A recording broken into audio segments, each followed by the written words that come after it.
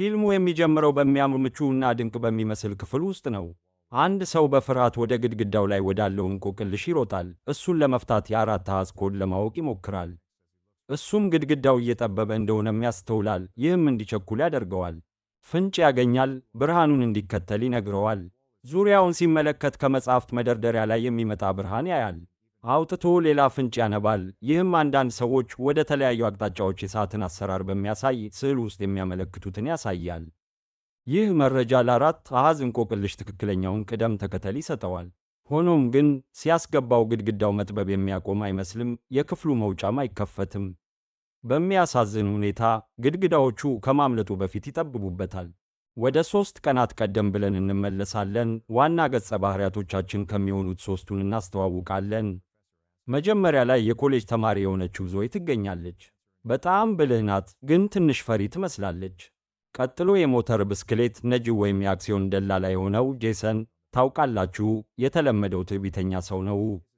በመጨረሻም ኑሮን ለማሸነፍ የሚታገለው የግሮሰሪ ሠራተኛ ቤን እናገኛለን። እሱ ትንሽ የተጨነቀ ይመስላል፣ አልኮልንም እንደ መፍትሔ ይጠቀማል። በኋላ ላይ ሁሉም አንድ ፓኬጅ ይቀበላሉ። በውስጡ የሚያምር ትንሽ ማስታወሻና ኪዩብ አለ። መጀመሪያ ላይ የማይከፈት ቢመስልም አንዳንድ የዩቲዩብ መማሪያዎችን ከተመለከቱና ይህን ለመክፈት ጥቂት ሰዓታት ከሞከሩ በኋላ በመጨረሻ ለሁሉም በአንድ ጊዜ ይከፈታል። ሁሉም ተመሳሳይ መልእክት ያለበት ካርድ ያወጣሉ። በሚኖስ ኤስኬፕ ሩም አሸናፊ ለሚሆን $10,000 ሽልማት ያገኛል የሚል። በማግስቱ ቤን ወደ ሚኖስ ሕንፃ ደረሰ። እዚያም ሌላ ተሳታፊ አማንዳን አገኘ። እሱ ሲጋራ እያጨሰ ሳለ አማንዳ ወደ ውስጥ ገባች። ሞባይል ስልኳን አስረክባ ሌላ ተሳታፊ ዳኒን አገኘች። ዳኒ ቀደም ባሉት ጊዜያት በብዙ ኤስኬፕ ሩሞች ውስጥ ያለፈ እንደ ሙሉ ጊዜ ሥራውም የሚቆጠር ሰው ነው። ወደ ኤስኬፕ ሩሙ የጥበቃ ክፍል ገቡ። እዚያም ዞይ፣ ጄሰንና ሌላ ተሳታፊ ማይክን አገኟቸው። ማይክ ጥሩ ሰው ነው። እያደግኩ ሳለ ቆንጆ ትንሽ አስቂ ኮሊ ድብልቅ አማንዳ የምትባል የቤተሰብ ውሻ ነበረችኝ። በእርግጥ 2 የተለያዩ ቀለም ያላቸው አይኖች ነበሯት። በጣም ልዩ ነበረች ይላቸዋል። ነገር ግን የኤስኬፕ ሩም ጉሩ የሆነውን ዳኒን ካዳመጠ በኋላ ትዕግስት አጥቶ ሲጋራ ለማጨስ ሲወጣ የበሩ እጀታም ይሰበራል። እጀታው ተነቅሎ የወጣበት ኦቨን መደወያም ይመለከታል። ይህ የመጀመሪያውን እንቆቅልሻችንን ያስጀምራል። ቡድኑ ፍንጮችን መፈለግ ይጀምራል። ነገር ግን አንዳንድ ፒቲኤስዲ ስሜቶችን የሚያነሳሱ ነገሮችንም የሚያገኙ ይመስላል። ማይክ መፍቻ የያዘ መጽሐፍ አገኘ። ዞይ ደግሞ ፋራንሃይት 451 የሚል ርዕስ እንዳለው ስታስተውል መደወያውን ወደ 451 ዲግሪ ልታስተካክለው ትሄዳለች። ነገር ግን ያ ክፍሉ ውስጥ ያለውን ሙቀት ከፍ ያደርገዋል። ይህ አማንዳን ትንሽ ያስጨንቃታል። ከሪሴፕሽኒስቱ እርዳታ ትጠይቃለች፣ ግን ቅድመ የተቀዳ የሮቦቲክ ድምፅ ያለው መልስ ነው የምታገኘው። ዞይ እሳት ማጥፊያ ላይ ቁልፍ አገኘች። ቡድኑም በሪሴፕሽኒስቱ የመስታወት መስኮት ለመክፈት ይጠቀሙበታል። ይህም አስፈሪ የሚመስል አሻንጉሊት ያሳያል። ነገሮች እየጋሉ ይሄዳሉና መስኮቱ መዘጋት ይጀምራል። አማንዳንም ያስደነግጣታል። አማንዳ አንድ ብርጭቆ ውሃ ትወስዳለች። ዞይ ደግሞ በጀርባዋና በአንገቷ ላይ ያለውን ጠባሳ ታስተውላለች። ቡድኑ ከዚህ መጋገሪያ ክፍል መውጫ መንገድ እየፈለገ እያለ ዞይ ኮስተር ታገኛለች። እሷ ስትጫነው በአየር ማስወጫ በኩል መውጫ በከፊል ይከፈታል። ቤን፣ ዳኒ እና ማይክ ሌሎቹን ኮስተሮች እንዲጫኑ ይረዳሉ። ይህም ሙሉ በሙሉ ይከፍተዋል። ጄሰን እሱ መጀመሪያ እንዲሄድ ይጠቁማል፣ ነገር ግን ወደ ተቆለፈ የአየር ማስወጫ ውስጥ ይገባል። አማንዳ ማይክን ተክታ እሱ መፍቻውን ተጠቅሞ እንዲፈታው ትረዳለች። ትክክለኛው መውጫ መሆኑን አረጋግጠው አማንዳ ጠረጴዛው ላይ የመጀመሪያዋ ወጥታ የምትሄድ ትሆናለች። ነገር ግን ይህ ሁኔታ በጦርነት እያለች ቡድኗ ተወርውሮ አንዳንዶቹ የሞቱበትን ትልቅ የፒቲኤስዲ ስሜት ያስነሳባታል። ዞይ ለመርዳት ስትሄድ ቤንና ዳኒ በኮስተሮቹ ላይ ለማስቀመጥ ብርጭቆዎችን በውሃ መሙላት ይጀምራሉ። ሆኖም ግን አማንዳ ቀደም ሲል ትንሽ ስለጠጣች ውሃ እንደሌላቸው ይገነዘባሉ። እንደ ዕድል ሆኖ ግን የቤን የአልኮል ሱሰኝነት ይጠቅማል። ፍላሽክ ይዞ መጥቶ ነበር። የመጨረሻውን ብርጭቆ ሞላና በጊዜው ከዚያች ክፍል በፍጥነት ወጡ። ክፍሉ በሙሉ በእሳት ከመያዙ ትንሽ ቀደም ብለው አመለጠው። የዚህ ፊልም መጀመሪያ ላይ የነበረው ሐሳብ በመጀመሪያው ክፍል ውስጥ የውጭ እግር ኳስ ቡድን እንዲሆን ነበር። ነገር ግን በሚያሳዝን ሁኔታ እንቆቅልሹን መፍታት ስላልቻሉ ሞቱ። ሆኖም ግን ሰራተኞቹ ይህ የመጀመሪያው ክፍል ትልቅ አስገራሚ ነገር እንዳለው አስቀድሞ የሚያሳይ ይሆናል ብለው በማሰብ ሐሳቡን ቀየሩት። ዋናው ቡድን ይህ ኤስኬፕ ሩም እውነተኛ እንደሆነ ይገነዘባሉና በጣም ተናደዋል። ዳኒ ግን አሁንም ይህ ልምድ ብቻ ነው ብሎ ያስባል። ስለ ጥልቅም ተሳትፎ ያወራል። አማንዳም ማቆም ትፈልጋለች። ወደ ካሜራዎቹ ታውለበልባለችና የዳኒን ስልክ ለመጠቀም ትሞክራለች። ነገር ግን ምንም አገልግሎት ስለሌለ ለመቀጠል ይገደዳሉ። ቡድኑ የፊት በሩ ላይ ባለ 7 ፊደል ጥምር ቁልፍ ጥቅስና ግድግዳው ላይ 8 ጥንድ ቀንድ ያለበት ካቢን ውስጥ ይገኛል። ጥቅሱና 8 ጥንድ ቀንዶች ቤንን ካለፈው ሕይወቱ ጋር የተያያዘ ትዝታ ያነሱበታል። ከጓደኞቹ ጋር ሩዶልፍ ቀይ አፍንጫ ያለው የገና አጋዘን እየዘፈነ ስክሮ እያለ ተሽከርካሪው ተጋጭቶ ሁሉም እንደሞቱ ያስታውሳል። ሩዶልፍ ብቻ ግድግዳው ላይ እንደሌለ ይገነዘባልና ቁልፉ ላይ ለማስገባት እንዲሞክሩ ይጠቁማል። ይህም በእርግጥ ተሳክቶ በሩን ይከፍታል። ከካቢኔው ውጪ ወደ በጣም ቀዝቃዛ የበረዶ ደን ውስጥ ገቡ። በሩ ከኋላቸው ተዘግቶ በውጪ እንዲቆዩ አስገድዷቸዋል። ዳኒ ሲወጣ ከግድግዳው ጋር ይጋጫል። ይህም አንዳንድ የአየር ማስወጫዎችን እንዲከፈቱ ያነሳሳል። ይህም ክፍሉን የበለጠ ቀዝቃዛ ያደርገዋል። ጄሰን ሲያስስና የተቆለፈ በር ያገኛል። አማንዳ አንድ ጃኬት ለማግኘት አንድ ሳጥን ትከፍታለችና ቡድኑ ተራ በተራ እንዲለብሰው ትጠቁማለች። ማይክ ጀብደኛ ሆኖ ዛፍ ላይ ወጥቶ ማጥመጃ ዘንግ አገኘ። ዞይ ደግሞ በድባፍ ውስጥ ማግኔት አገኘች። ቤን በሌላ በኩል ለመሞቅ ብቻ እየሞከረ ነው፣ ነገር ግን ተሳክቶለት በበረዶ ውስጥ ይወድቃል። ራሱን ያወጣል። ነገር ግን ቡድኑ ይህን አጋጣሚ በመጠቀም ማጥመጃ ዘንጉን ከማግኔት ጋር በማያያዝ ቁልፍ ያለበትን የበረዶ ብሎክ ለማውጣት ይጠቀሙበታል። ሰብረው ለመክፈትም ይሞክራሉ፣ ግን ምንም አይሳካላቸውም። ከዚያም የቤንን ላይተር ይጠይቃሉ። እሱም ባለጌ ስለሆነ በረዶው ላይ ይጥለዋል። ዳኒ ሊወስደው ሲሄድ በበረዶው ውስጥ ይወድቃል። አንድ ፍሰት ከመጀመሪያው ቀዳዳ የበለጠ ያርቀውና በመጨረሻም ይሞታል። እንደዚህ ባለ ሁኔታ ውስጥ በመስመጥ ነው የምትሞተው ወይስ በቅዝቃዜ ነው? እኔም አላውቅም። ካወቃችሁ ከታች አሳውቁኝ። ቡድኑ ላይተሩን ስለወረወረበት ቤን ላይ ተናደዋል። ነገር ግን ይህን እንቆቅልሽ ለመፍታትና ለመትረፍ ቶሎ ይተውታል። ጄሰን የበረዶውን ብሎክ ለማቅለጥ ሁሉም ሰው የሰውነት ሙቀቱን እንዲጠቀም ይጠይቃል፣ ምክንያቱም ብቸኛው መንገድ ይህ ነው።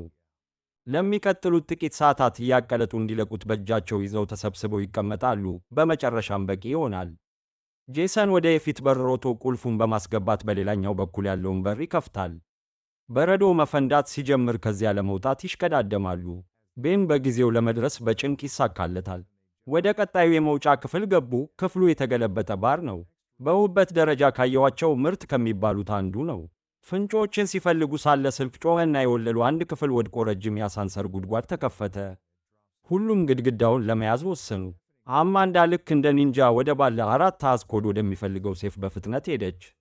ዞይ ደግሞ ግድግዳው ላይ ያለውን ግዙፍ ተንቀሳቃሽ እንቆቅልሽ አየችና ለመፍታት ወደ እሱ ሄደች። ቡድኑ በመጨረሻ ይህ እንቆቅልሽ ከጠረጴዛው ላይ ካሉት የፑል ኳሶች ጋር የተያያዘ እንደሆነ ደመደመ። እንቆቅልሹ 9810 የሚለውን ቁጥር ሰጣቸው፣ ግን ምንም አልጠቀምም። ይህ ደግሞ 2 ተጨማሪ የወለል ክፍሎች እንዲወድቁ አድርጎ 2 ክፍሎች ብቻ ቀሩ። ማይክ፣ ቤንና ዞይ የያዙት መደርደሪያ ተንጋለለና ከልክ በላይ ክብደት ስላረፈበት አንዱ መውረድ ነበረበት። ዞይ የፑል ዱላ ለመያዝ ሞከረች፣ ግን ወድቃ ንቃተ ህሊናዋን ሳተች። ወላጆቿን ጨምሮ ሁሉም የሞቱበትን የአውሮፕላን አደጋ የሚያስታውስ ብልጭታ በአእምሮዋ ውስጥ አለፈ። ከዛም ነቃችና ለመነሳት እርዳታ ተደረገላት። ክፍሉ ተገልብጦ መሆኑን ወዲያውኑ ተረዳች። ስለዚህ ኮዱም ተገልብጦ መሆን አለበት ብላ አሰበች። አማንዳ ኮዱን ገልብጣ ሴፉን ከፈተች። የፑል ኳስ የሚመስል የመክፈቻ ነገር አገኘችና ከሌሎቹ ጋር ወደ መውጫው ለመሄድ ተዘጋጀች፣ ግን ችግሩ ውስጥ ገባች። ወደ ፑል ጠረጴዛው ላይ ዘለለችና እንደ የሌሊት ወፍ ተንጠልጥላ ወጣች፣ ግን ኳሱን ጣለችው። ስልኩ እንደገና ሲጮህና ወለሉ ሲወድቅ ልትወስደው ወረደች፣ ግን ኳሱን ለጄሰን ወረወረችለትና ስልኩን ያዘችው። ሆኖም ለመያዝ የሚያስችል አቅም አልነበራትምና ሞተች ተብሎ ወደሚታሰበው ውድቀት ወደቀች። ቡድኑ ወደ ቀጣዩ ክፍልም ተጓዘ። ወደሚቀጥለው የኤስኬፕ ሩም ይገባሉ። ይህም ትሪያጅ የሚል ስያሜ የተሰጠው በሆስፒታል ገጽታው ምክንያት ነው። ሁሉም ከደረሱባቸው አደጋዎች ወደ ሆስፒታል ያስገቧቸውን የየራሳቸውን የሆስፒታል ክፍሎች ይገነዘባሉ። ሁሉም የየራሳቸውን ልምዶች ይነጋገራሉ። እዚያም ጄሰንና አብሮት የነበረው ክፍል ጓደኛው በጀልባ አደጋ ውስጥ እንደነበሩና ጓደኛው ወደ ደህና ቦታ ለመዋኘት ሲሞክር በቅዝቃዜ እንደሞተ እንማራለን። ማይክ በዌስት ቨርጂኒያ በሚገኝ ማዕድን ውስጥ ይሠራ እንደነበርና ማዕድኑ ሲፈርስ ወንድሙን ካልንና ሌሎች 9 ባልደረቦቹን እንደገደለ ይናገራል። ዞይ ያጋጠማትን የአውሮፕላን አደጋ ትገልጻለች እና ቤን ስለ መኪና አደጋው ይናገራል። የዳኒን የሕክምና ወረቀቶች አንብበው መላው ቤተሰቡ በካርቦን ሞኖክሳይድ መመረዝ እንደሞቱና እሱ ብቻ እንደተረፈ እንገነዘባለን። ሁሉም ለዚህ ኢስኬፕ ሩም የተመረጡት ሁሉም ብቸኛ በሕይወት የተረፉ ስለሆኑ እና ሚኖስ ደግሞ ከታደሉ ውስጥ በጣም የታደሉት እነማን እንደሆኑ ማየት ስለሚፈልግ እንደሆነ ይደመድማሉ። እያንዳንዱ ክፍል ከየራሳቸው ልምዶች ጋር የተሰራ እንደነበርም ይገነዘባሉ እና የዳኒን ወረቀት ካነበቡ በኋላ ሊደርስባቸው ያለውን ነገር ያውቃሉ።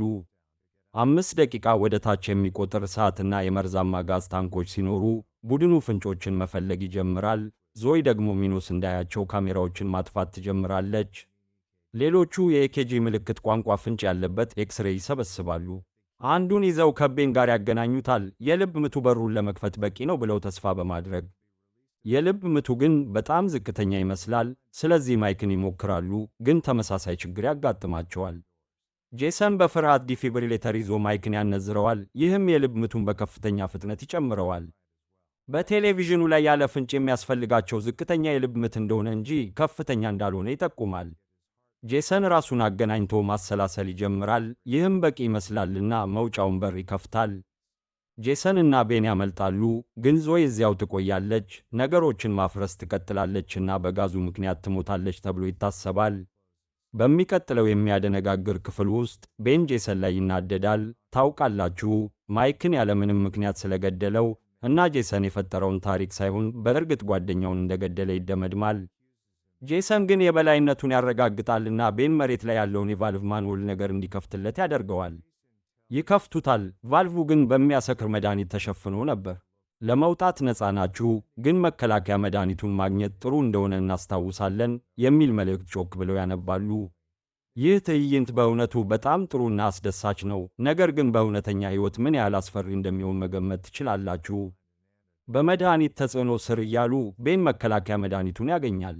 ሆኖም ግን ጄሰን በድብቅ ያጠቃዋል እና በሚያምር ሰላማዊ የካንትሪ ሮክ ሙዚቃ እየተጫወተ ይፋለማሉ። ቤን ጄሰንን ወደ ጥግ ግድግዳ ይገፋዋል። ይህም ራሱን በትክክል እንዲመታና እንዲገድለው ያደርጋል።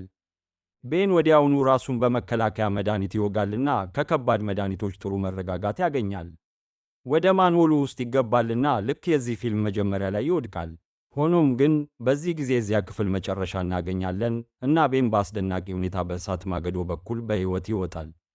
ወደ ትርያጅ ክፍል ስንመለስ ዞይ ሞተች ተብላ የታሰበችው ነገር ግን እነዚህን ደደቦች እንደቀለደችባቸው 2 የሚኖስ ሠራተኞች ወደ ክፍል ሲገቡ ትነቃለች። እሷም መታቸው ሽጉጣቸውን ትወስዳለች። ቤን ብዙ ቁሳቁሶችና የውድድሩ ተሳታፊዎች ስክሪኖች ወደሚገኙበት ትልቅ መጋዘን ይገባል። እዚያም የጨዋታው አስተዳዳሪን ያገኛል። እሱም መላው ኢስኬፕ ሩም እንደ ግላዲያተር ጨዋታዎች እና የሕዝብ ግድያዎች ለመዝናኛ ዓላማ የተዘጋጀ እንደሆነ ይነግረዋል። ይህንን ዓለም ላይ በጣም አያላን መሪዎች ያደርጉታል እና እነሱ ሁልጊዜ ለተሻለ መዝናኛ የበለጠ ውስብስብና አስደሳች ክፍሎችን ይጠይቃሉ። የዚህ ኢስኬፕ ሩም ጭብጥ ደግሞ ቀደም ብሎ ቡድኑ እንደገመተው ብቸኛ በሕይወት የተረፉ ነበሩ። ቤን በእርግጥ አሁን ለመውጣት ነፃ መሆን አለመሆኑን ይጠይቃል፣ ግን የጨዋታው አስተዳዳሪ አይሆንም ይልና ከኋላ አንቆ ይዘዋል። ቤን ከእግሩ ላይ የብርጭቆ ቁራጭ አውጥቶ የጨዋታውን አስተዳዳሪ ይወገዋል። ይህም ያደክመዋል። በድንገት የተሳታፊዎች ስክሪን ይነሳል፣ እሱንም ይጨምሩበታልና ዞይ አሁንም በሕይወት እንዳለች ያሳያል። እሷም ከጥግ ወጥታ ተኮሰችበት። እዚያም በጣም መደበኛና ተፈጥሯዊ የሚመስል ጩኸት እንሰማለን። እሷ ዞይን መሬት ላይ ይደፋታል፣ ግን ቤን በብርጭቆ ጠርሙስ መታው። ቤን ሽጉጡን ወስዶ ጥቂት ጊዜ ተኮሰበት፣ ከጨዋታውም አስወገደው። ሕንፃውን ለቀው ቤንን ወደ ሆስፒታል ትወስደዋለች። በዚሁ ጊዜ ዞይ ስለ ሚኖስ ኢስኬፕ ሩሞች ለፖሊስ ትናገራለች፣ ለመመርመር ወደ ሕንፃው ትወስዳቸዋለች። ሆኖም ግን ሚኖስ ከዚያ በጣም በፍጥነት የሸሸ ይመስላል። ፖሊሶች እሷ እብድ ናት ብለው በማሰብም ይሄዳሉ። ከ6 ወር በኋላ ቤን እና ዞይ አብረው እየተዝናኑ ናቸው። በኢስኬፕ ሩም ውስጥ የሞቱትን ሌሎች ሰዎች የሕዝብ መረጃ ይገመግማሉ። ሞቶቻቸው ተዘርዝረዋል። ማይክ በመጸዳጃ ቤት ውስጥ በልብ ድካም ሞተ። ጄሰን ዲኤምቲ በሰውነቱ ውስጥ ተገኝቶ በሞተር ብስክሌት አደጋ ሞተ። ዳኒ በሚቺጋን ሐይቅ ሰጠመ እና አማንዳ በዓለት ላይ መውጣት አደጋ ሞተች። ቤን በሁኔታው ውስጥ በሕይወት በመትረፋቸው ብቻ ዕድለኞች እንደሆኑ በመግለጽ በቀላሉ እንዲተዉት ይጠቁማል። ግን ዞይ ሌላ ዕቅድ አላት። እነሱን ማጥፋት ትፈልጋለች። የተበጣጠሰውን የሚኖስ አርማ ታሳየዋለች። ይህም በማናተን ውስጥ ያልተመዘገበ የኢንዱስትሪ ሕንፃ መጋጠሚያዎችን ይሰጣል። አስቀድማ የአውሮፕላን ትኬቶችን እንደገዛችም ለቤን ትነግረዋለች። ስለዚህ ቤን ለመሄድ ይስማማል። ትዕይንቱ ወደ ሰማይ ላይ ያለ አውሮፕላን ይቀየራል። አንደኛው ሞተሩ በእሳት ተያይዟል። የአውሮፕላን አስተናጋጆቹ ይህንን ነገር ለመፍታት ፍንጮችን እየፈለጉ ነው። ግን በሚያሳዝን ሁኔታ ተራራ ላይ ይወድቃል። ፊልሙ የሚጠናቀቀው ይህ ለዞይና ለቤን በአውሮፕላን ውስጥ ለሚኖራቸው አዲስ የኤስኬፕ ሩም ሙከራ እንደሆነ ያሳየናል። በ2 ሳምንት ውስጥ በዚያ አውሮፕላን ሲሳፈሩ 4 በመቶ ብቻ የመትረፍ ዕድል አላቸው። ከዚያም ስለ ኤስኬፕ ሩሙ መረጃ የሚያወራ ምስጢራዊ ሰው እናያለን እና ስክሪኑ እየቀዘቀዘ ይጠፋል። ስለ ኤስኬፕ ሩም ምን እንዳሰባችሁ አሳውቁኝ። የትኛው ክፍል ነው በጣም አሪፍ ነው ያላችሁት? በዚህ ሁኔታ ውስጥ ትተርፋላችሁ ብላችሁስ ታስባላችሁ? ከታች አሳውቁኝ። በሚቀጥለው ሳምንት ደግሞ የዚህን ፊልም ተከታይ የሆነውን ኤስኬፕ ሩም ተርናመንት ኦፍ ቻምፒዮንስ እንሸፍናለን። ይህም ሌላ በጣም አዝናኝ ፊልም ነው። ለማንኛውም ስለተመለከታችሁኝ አመሰግናለሁና በሚቀጥለው ጊዜ እንገናኝ።